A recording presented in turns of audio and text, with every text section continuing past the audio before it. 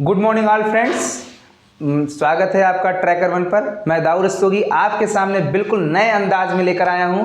आज हम लोग पढ़ने वाले हैं केमिस्ट्री, तो इसमें केमिस्ट्री में बहुत मजा आएगा। ये स्टार्ट करते हैं केमिस्ट्री का पहला पार्ट। चलिए शुरू करते हैं। केमिस्ट्री यानी हिंदी में बात करते हैं रसायन विज्ञान। रसायन विज्ञान, रसायन विज्ञान को इंग्लिश में कहते हैं केमिस्ट्री। ठीक है, केमिस्ट्री। अब बात आती है कि इसको केमिस्ट्री वर्ड तो लिखा गया है, केमिस्ट्री वर्ड की उत्पत्ति कहां से हुई? तो केमिस्ट्री वर्ड की जो उत्पत्ति हुई वो मिस्र के कीमिया शब्द से हुई। ठीक है, मिस्र के कीमिया शब्द से हुई, जिसका अर्थ होता है काली। और यहां काली से आशय मिट्टी से, चूंकि वहां मिस्र में पूर्व समय में जो काली मिट्टी पाई जाती थी उसमें बहुत सारे तत्वों का मिश्रण होता था, तो इसी से वहां से ही इस कीमिया शब्द की उत्पत्ति हुई। कीमिया का अर्थ था काली, और वही से कीमिया से बन गई केमिस्ट्री। ठीक है, तो आपने रसायन विज्ञान का पहला फैक्ट देखा। दूसरे फैक्ट की बात करते हैं। रसायन विज्ञान, हम कैमरामैन से कहना चाहेंगे क्या ये दिख रहा है लास्ट तक? चलिए, इसके बाद बात आती है कि केमिस्ट्री के जनक कौन है। तो केमिस्ट्री के जो जनक हैं उनका नाम है एंटोनी लेवाजियर। देखिए, इनका कई जगह कई नाम मिलता है, तो लेवासिए, लेवाजियर जो भी मिल जाए ये आपका बिल्कुल सही होगा। चलिए, एक आज आपको बहुत बेसिक फैक्ट की बात बताते हैं जो आप इससे पहले नहीं सुने होंगे। भारत में केमिस्ट्री के जनक कौन है? भारत में तो ये हैं प्रफुल्ल चंद्र राय। प्रफुल्ल चंद्र राय, इनके बारे में एक लाइन हम बताएंगे आपको। इनको हम पीसी राय के नाम से भी जानते हैं। सबसे इंपॉर्टेंट बात यह है कि ये बंगाल के निवासी थे, और बंगाल के निवासी थे, और ये समकालीन है रविन्द्रनाथ टैगोर जी के। ठीक है, उस समय दो ही नाम चलते थे। इन्होंने अपने कई इंस्टीट्यूशन भी बनाए हैं बंगाल में, उस पर चर्चा करेंगे आगे। अब बात आती है, इनके दो शिष्य थे, वो बहुत फेमस हुए, जिनका नाम है सत्येंद्र नाथ बोस। इनका नाम आप लोगों ने सुना होगा, अगर नहीं सुना है तो अभी आगे की क्लास में आप सुनेंगे। सत्येंद्र नाथ बोस और मेघनाथ साहा। ठीक है सर, ये दो इनके शिष्य थे। इनके बारे में आपको पता होना चाहिए। एक पदार्थ की आप लोगों ने अवस्था के बारे में सुना होगा। तो पदार्थ की वैसे 3 अवस्थाएं आप लोग जानते हैं, लेकिन बाद में वैज्ञानिकों ने पदार्थ की 5 अवस्था बताई थी, जिनमें से एक अवस्था है प्लाज्मा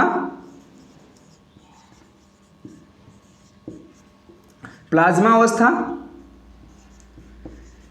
ये अवस्था नियान बल्ब में क्रिएट की जाती है, जहां पर खूब सारे आयनित तत्व होते हैं, जिनके आयन प्रेजेंट होते हैं। इसके बाद एक आता है जो पदार्थ का नाम है, उसका नाम है बोस आइंस्टीन कंडेंसेट। उसे कंडेंसेशन कहते हैं। बोस आइंस्टीन कंडेंसेशन से प्राप्त प्रोडक्ट है। ये गैस जो बहुत हल्की गैसें हैं, उनको बहुत निम्न ताप पर रखने पर ऐसी अवस्था प्राप्त होती है। तो ये जो सत्येंद्र नाथ बोस थे, इन्हीं के नाम पर ये आपका जो पदार्थ की 5वीं अवस्था पड़ी। ठीक है, तो आइए अब हम एक और इसी केमिस्ट्री में बहुत बेसिक फैक्ट को जानते हैं। केमिस्ट्री में बहुत ज्यादा लोगों ने एक शब्द का नाम सुना होगा, तत्व, जिसको कहते हैं एलिमेंट। एलिमेंट की जो खोज करता है, एलिमेंट शब्द के जो शब्द देने वाले, एलिमेंट नामक शब्द देने वाले जो वैज्ञानिक थे, उनका नाम रॉबर्ट बॉयल। ठीक है, अब बात आती है तत्व होता क्या है, एलिमेंट होता क्या है। तो एलिमेंट के बारे में थोड़ा जान लेते हैं। एलिमेंट वह कण है जिसके सभी गुण समान होते हैं। जैसे अभी आपसे कहा जाए कार्बन का एलिमेंट है, तो कार्बन, जितने भी कार्बन के एलिमेंट होंगे, सबकी जो नेचर होंगे, सबकी प्रॉपर्टीज होंगी, वो एकदम सेम होंगी। हाइड्रोजन का एलिमेंट है, तो हाइड्रोजन के जितने भी कंपोनेंट हैं, जितने भी एलिमेंट हैं, उनका जो आर्टिफिशियल नेचर होगा या नेचुरल नेचर होगा। समझ पा रहे हैं? वो दोनों क्या होंगे? सेम कंडीशन होंगे। ठीक है, तो ये तत्व क्या होते हैं? वह कण जो सभी समान गुण रखते हैं। ठीक है, इसके बाद आगे बात करते हैं। ठीक है, आगे की बात अब आगे इसीलिए बता, इन्हें रासायनिक रूप से सरल विधियों में तोड़ा नहीं जा सकता। ठीक है, इनको रासायनिक रूप से सरल विधियों में तोड़ा नहीं जा सकता। तो अब जैसे अगर आपसे कहा जाए कि तत्व को तोड़ा जा सकता है, तो आपका स्टेटमेंट हो जाएगा तत्व को तोड़ा नहीं जा सकता। ठीक, अब आगे चलते हैं, जो आगे का पॉइंट है इसमें डिस्कस करेंगे। डिस्टो दीजिए। तो अब इसमें आगे के पॉइंट पे डिस्कस करेंगे कि तत्वों की मात्रा कितनी है और कहाँ पे। ठीक है, तो आप लोग तैयार रहिए, बहुत इंपॉर्टेंट फैक्ट होने जा रहा है जो आपके सामने चर्चा होगी। ठीक है, तो सबसे पहले जानते हैं पृथ्वी पर तत्वों की प्रसृता कितनी। ठीक है, तो पृथ्वी के अगर सतह के ऊपर बात किया जाए, ठीक है, तो सबसे ज्यादा जो है वो प्रेजेंट है आपका क्या? 46.6% क्या है आपका? ऑक्सीजन। ठीक, उसके बाद आता है सिलिकॉन। किसका आता है? सिलिका का नंबर 27.7% सिलिका है। उसके बाद एल्युमिनियम 6.5%। अब एल्युमिनियम से देखिए दो क्वेश्चन बनता है। एल्युमिनियम से क्वेश्चन बनता है कि पृथ्वी की यानी भू सतह पर सबसे ज्यादा पाई जाने वाली धातु। ठीक है, भू सतह पर सबसे ज्यादा पाई जाने वाली धातु, तो धातु ये देख रहे हैं आप। उसके बाद जो सेकंड नंबर पर लार्जेस्ट अमाउंट में पाई जाती है वो है आपका आयरन। आयरन कितने परसेंट पाई जाती है? 5%। इसके बाद आता है नंबर कैल्शियम। कैल्शियम का नंबर 3.6%। उसके बाद आता है सोडियम। उसके बाद क्या आता है? सोडियम 2.8%। उसके बाद आता है मैग्नीशियम 2.1%। उसके बाद आता है हाइड्रोजन 0.14%। इसके बाद आता है अगला नंबर सल्फर 0.03%। और अंतिम में आता है कार्बन। कार्बन जो सबसे कम यहां पर देखा जा रहा है वो कितना है? 0.03%। ठीक, तो ये आपने देखा। अब आपसे प्रश्न क्या बन जाएंगे? पृथ्वी पर पाई जाने वाले यानी पृथ्वी पर सबसे अधिक मात्रा में पाया जाने वाला तत्व कौन सा है? ठीक है, तो पृथ्वी पर सबसे अधिक मात्रा, तो आप लोगों ने देखा।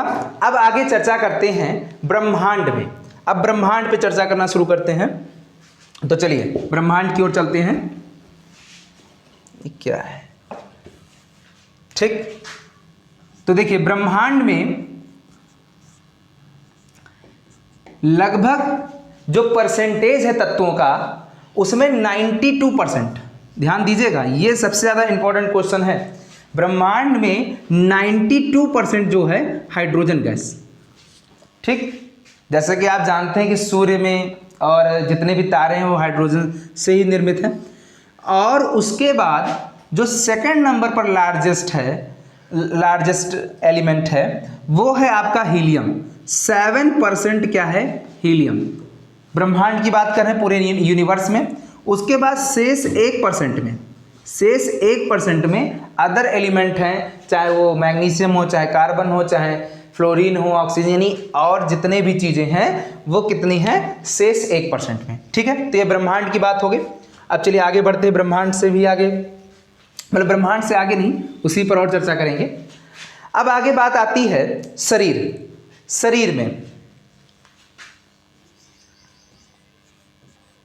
में तत्वों की प्रसृता। काफी इंपॉर्टेंट क्वेश्चन इससे बनेंगे। ठीक है, शरीर में तत्वों की प्रसृता तो जान लेते हैं। सबसे ज्यादा ऑक्सीजन हमारे शरीर में प्रेजेंट होता है, इसकी मात्रा लगभग 65% है। उसके बाद जो सेकंड लार्जेस्ट एलिमेंट है वो है कार्बन। कार्बन की जो परसेंटेज है वो 18.5% है। इसके बाद जो थर्ड लार्जेस्ट है वो है हाइड्रोजन, वो कितना है? 9.5%। इसके बाद जो है फोर्थ लार्जेस्ट है वो सल्फर है 0.3%। और जो अंतिम में लार्जेस्ट है वो सोडियम है, कितना है? 0.2%। ठीक है, अब एक अंतिम फैक्ट पर चलते हैं जो आपके लिए बहुत इंपॉर्टेंट है, लास्ट, इसको थोड़ा सुधार करेंगे।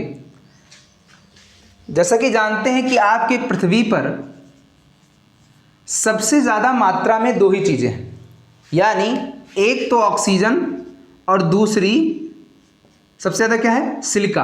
अब अगर आपसे बात की जाए तो ये पृथ्वी पर लगभग कितने परसेंट, लगभग ये पृथ्वी पर 3/4 भाग यानी 75% अप्रॉक्सीमेट यही दोनों तत्व उपस्थित हैं। यानी पृथ्वी पर लगभग कितने, 3/4 भाग यानी लगभग 75% क्या उपस्थित है, ऑक्सीजन और प्लस क्या है, सिलिका उपस्थित है। ठीक है, अब थोड़ी सी बात आवर्त सारणी की एक लाइन में करेंगे, ज़्यादा भी डिटेल से आवर्त सारणी के लेक्चर में देखेंगे। देखिए थोड़ा सा जान लीजिए आवर्त सारणी में। आवर्त सारणी जो है, चूंकि तत्व का नाम लिए तो आवर्त सारणी बताना बहुत इंपॉर्टेंट हो जाता है। आवर्त सारणी में कुल 118 तत्व हैं, 118 एलिमेंट है। जैसा कि आप लोग देखते होंगे लगा होता है खूब सारे hydrogen, nitrogen, carbon, phosphorus, chart ऐसे बना होता है, उसमें बहुत सारे अंग्रेजी के अल्फ़ाबेट लिखे होते हैं, तो वहाँ पे कितने हैं, 18। फिर ठीक है, इसमें जो है 90 जो तत्व होते हैं, 90 एलिमेंट, वो कैसे हैं, प्राकृतिक हैं। ठीक, प्राकृतिक हैं। और जो 10% हैं, सॉरी 10% नहीं, 90 तत्व हैं और 28 यानी 28 जो बचे हैं वे क्या हैं, कृत्रिम हैं। कृत्रिम मतलब नाभिकीय रिएक्टर या विभिन्न प्रयोगों से बनाए गए हैं। ठीक है, तो ये बात आप समझ गए होंगे। 90% जो है आपका नेचुरल और 28% क्या है, कृत्रिम है। तो अब आप लोग इसका सेकंड वीडियो में और सारे इंपॉर्टेंट फैक्ट देखेंगे। तब तक के लिए धन्यवाद।